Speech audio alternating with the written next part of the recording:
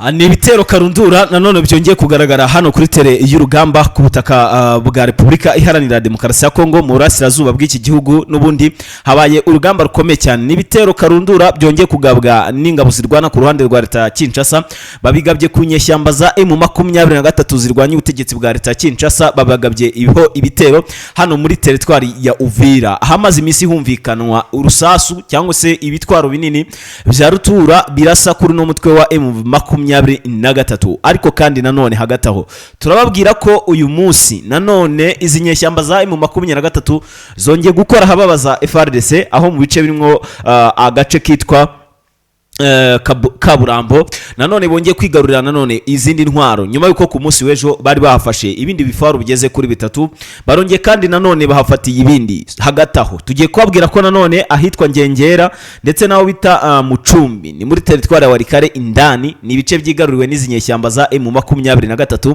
nyuma yo gukomagura hababaza FARDC. Hagati aho turababwira kandi andi makuru akomeye cyane, ni urugamba karundura cyangwa se urugamba simusiga rubayeho nanone rw'ibitero karundura bigabwe kuri no mutwe w'inyeshyamba wa M23 babigabyeho hehe yani hano hafi n'umujyi wa Kavumu cyangwa se na satre ya Kavumu, by'umwihariko hano hafi n'ikibuga cy'indege humvikanyemo amasasu akomeye cyane. Hagati aho Joseph Kabila Kabanga nyuma yuko akomotse neza muri Senegal aho yari yaragiye kuganira n'imitwe itavuga rumwe n'ubutegetsi bwa leta ya Kinshasa cyangwa se n'abarwanya ubutegetsi bwa leta ya Kinshasa biganjemo abanyapolitike, ubu tuvugana akomotse muri neza muri kira gihugu, aho rero azanye inkuru nziza tugiye kubibabwira. Ni inkuru nziza ku bakunzi be ariko ni inkuru mbi y'akababaro gakomeye cyane ku ruhande rwa leta ya Kinshasa. Hagati aho turababwira ko kandi hano neza muri Masisi hongeye kumvikanamo ibindi bitero karundura bibaye nanone kandi bigeragejwe kugabwa kuri no mutwe w'inyeshyamba wa M23. Hagati aho turababwira kandi nanone ko mu gihe hatagize igihindutse inyeshyamba za CRP zino za Thomas Rubanga zishobora kuza kwigarura umujyi wa Bunia. Hagati aho bamaze ko barenga neza hano mu mujyi basa nkaho bari gusatira umujyi wa Bunia, barashaka kwinjiramo neza indani, ariko ahitwa Pofi hafi na Kisangani nanone haravugwa ibitero bishyashya by'abarwanyi ba CRP n'ubundi bayobowe n'uyu mugabo bita Thomas Rubanga. So murabyumva rero ko tubafitiye amakuru menshi cyane.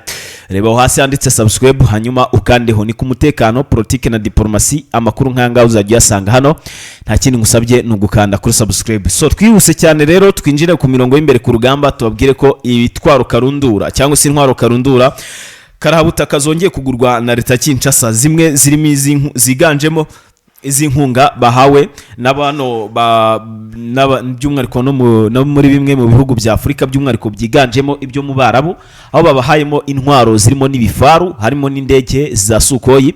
Ibi rero bibaye nyuma y'igihe bashinza uyu mutwe w'inyeshyamba urwanya ubutegetsi bwa leta ya Kinshasa M23 ngo kubagabaho ibitero by'umusubirizo mu bice bigiye bitandukanye. Hagati aho ngira ngo murumva ko byumvikana neza cyane. Amakuru ari kunjyaho rero aravuga ko ibi bitero biri kuja bibaho biri kujya bituma izi ngabo zirwana ku ruhande rwa leta ya Kinshasa ziyumvamo ng'imbaraga ndetse n'akanyamuneza kuko bahangana n'izi nyeshyamba za M23, hanyuma bakaba bagira gute, bakaba babakura mu bice bimwe na bimwe n'ubundi bagiye bigarurira. Ibi rero bikaba byateje ikibazo gikomeye cyane Kinshasa, aho nanone uyu mutwe nyeshyamba wa M23 uri kujya ugira gutya ukagaragariza n'ubundi bamwe by'umwihariko ku bijyanye n'uru rugamba ko hari ibyo ugiye gukora ndetse n'ibyo ugiye gushyira ku murongo. Nagira ngo twinjire ku mirongo y'imbere ku rugamba, duhere ku rugamba rwabaye neza muri kano gace. Barwanya ubutegetsi bwa leta Kinshasa M23 bongeye kwigarurira izindi ntwaro karundura. Izo ntwaro ni izihe? Sobanukirwa neza cyane gatanu kagenzi kako. Na gace kitwa Kabunambo, aka na gace n'ubundi kabarizwa muri Sud Kivu, by'umwihariko hafi na Uvira. Ahanga rero biravuga ko intwaro zazanywe zivuye mu bihugu by'Abarabu iyo kure. Ahanga rero ngo zaraje ziza mu mato zishyikira neza hano mu mujyi wa Uvira, zirazamuka dore ko harimo n'ibyo na za Burende ndetse n'izindi zigiye zitandukanye, by'umwihariko za Musada nyine murumva ni intwaro zirasakure. Hagati aho izi ntwaro zigaruriwe nanone zigeze kuri ebyiri uyu munsi, zafashwe n'inyeshyamba za M23 biravugwa ko kandi ku munsi w'ejo n'ubundi izi nyeshyamba zari zongeye zigarurira ibindi bitwaro n'ubundi byari byashyizwe hariya nihorerwa na ku ruhande rwa leta ya Kinshasa. Zongera ngo murumva yuko izi nyeshyamba zikomeje kugenda zikora akazi gakomeye cyane. Amakuru kandi akavuga ko leta ya Kinshasa iheruka gushyira itangazo hanze ryerekana ko M23 iri mu bikorwa bibi cyane, ngo ryaciwe amazi, ngo nta nubwo zino nyeshyamba zubahirije ibikubiye muri iryo tangazo, ngo ndetse n'inyeshyamba inyeshyamba za M23 ngo nago zigeze ziyubahiriza ibyari bikubiye mu mahame y'amasezerano bari bagiranye hagati yabo na leta ya Kinshasa. Ngo bityo rero ngo barasaba imiryango mpuzamahanga ngo kuba yafatira imyanzuro ikakaye bano barwanyi ba M23, ngo by'umwihariko kuko ngo bakomeje kwica ngo abatari bakeya. Bityo rero ngo bakaba basaba ko M23 yakurwa mu bice byose yagize gute yigaruriye. Iryo ni itangazo ryatanzwe na leta ya Kinshasa, ariko nanone uyu munsi ndababwiza ukuri ko bano barwanyi ba M23 nabo bagize batya baravuga ati gusurira utagusurira n'ubundi akwitiki mumbwire muri komenti ati natwe twise dusohora itangazo. Nabo bahita bari kubita hanze bashinza leta ya Kinshasa by'umwihariko kugira gute kubangamira umutekano w'abaturage, by'umwihariko biganjemo abo mu bwoko bw'abatutsi babarizwa hara mu bice by'Umurenge, ngo bakaba rero bakomeje kugenda bicwa urushinyaguriro, sinzi uko nabivuga gataho, babica nyine urupfu rubi. So byo byose rero ngira ngo ni ibintu byumvikana neza cyane gatanu kuri agenzi kako kari ibintu byagiye bifata indi ntera mu buryo mwe cyangwa se ubundi, aho zino nyeshyamba za M23 zaziri kugenda zikoreyo bwabaga ngo zirebe neza niba ari cyo bakora, ariko bikaba byagize gute byanze. Hanyuma kandi tujye mu rugamba rukomeye cyane nanone rw'ibitero karundura simusiga karahabutaka byabayeho nanone byagerageje kugabwa kuri bano barwanyi ba AFC M23.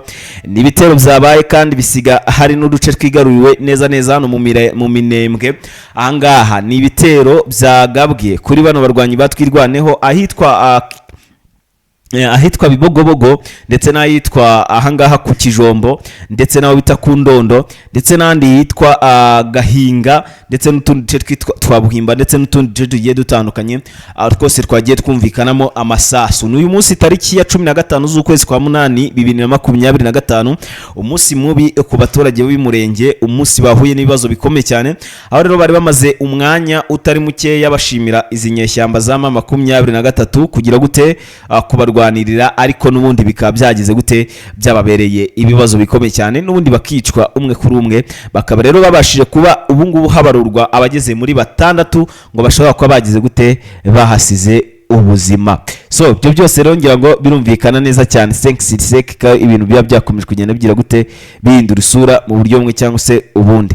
Hanyuma andi makuru kandi nanone aravuga ko izi nyeshyamba za M23 zongeye zikagira gutya zigakora akantu katunguye FARDC nanone, kandi aho nanone M23 naniwe ngo kumvikana n'abo barwanyi barwana ku ruhande rwa leta Kinshasa mu gace kitwa Kiriba ndetse n'akandi gace kitwa Runingo. Hagati yombi harimo cyangwa se hatuye ba mercenaires b'abanyakolombia bari bamaze iminsi ngo bikorera operation y'amabuye muri zira axe, dore ko ikijyanye no kwicukurira amabuye n'utuntu twabo. Hanyuma amakuru kandi ari kongeraho avu y'ibitero bikomeye cyane, na makuru ari kuvugwa ko izi nyeshyamba za M23 zongeye zigakora gashya ndetse zongeye zikagira gute zigakora kandi kantu gashyashya kari gutuma n'umundi habaho kwigarurirwa kw'ibice bimwe na bimwe runaka nyine bibarizwa muri zino axe. Ariko kandi andi makuru akangeraho avuga ko ahitwa neza hano neza Bwegera ndetse na Ruvungi hari kujaho harumvikanamo amasasu menshi cyane, ni kuva ku masaha mu gitondo kugeza amaginga aya ngaya. Kugeza ubu ngubu ntago intambara irahosha ngo amasasa aragera cyagacishika ukumva iburyo rikubitiyemo, bigakekwa ko rero abazarendo bakiri muri zira axe kandi bakomeje kugenda bashaka kurwanya byimaze cyangwa se by'umwariko gutsisura izi nyeshyamba za M23.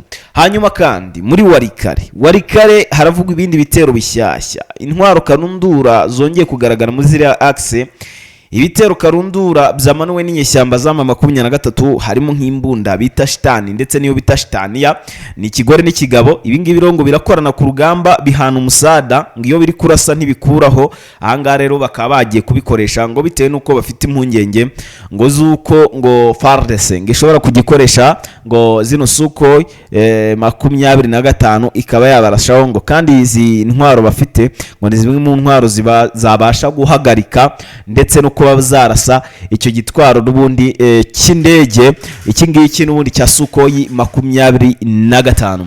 Ibi byose rero ngira ngo ni ibintu babyumvikana neza cyane gatanu kuri bagenzi kako ko biba bikomeje kugenda bigira gute bifata indi ntera. Hagati aho andi makuru aravuga ko agace kitwa Ngerina ndetse n'akandi kitwa Mucumbi, utu duce twombi dushobora kuba twigaruriwe n'izi ntare za Sarambwe mu bitero byabayeho karundura n'ubundi byari byabagabweho ariko bakirwanaho.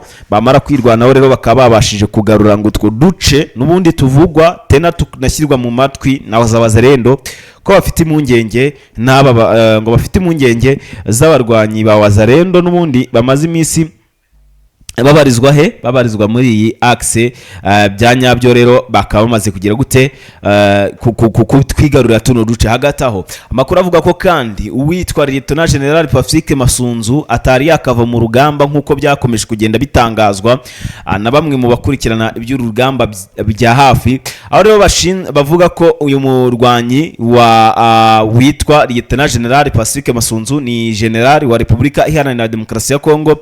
Uyu nguyu rero wari ukuriye 3e zone defense n'ubundi ijyanye n'imirwano n'ubundi ibera hano mu burasirazuba bwa Repubulika Iharanira Demokarasi ya Kongo. Amakuru angeraho aravuga ko amaze iminsi ategura icyo bita plan B kuko plan A yamaze kumupfana.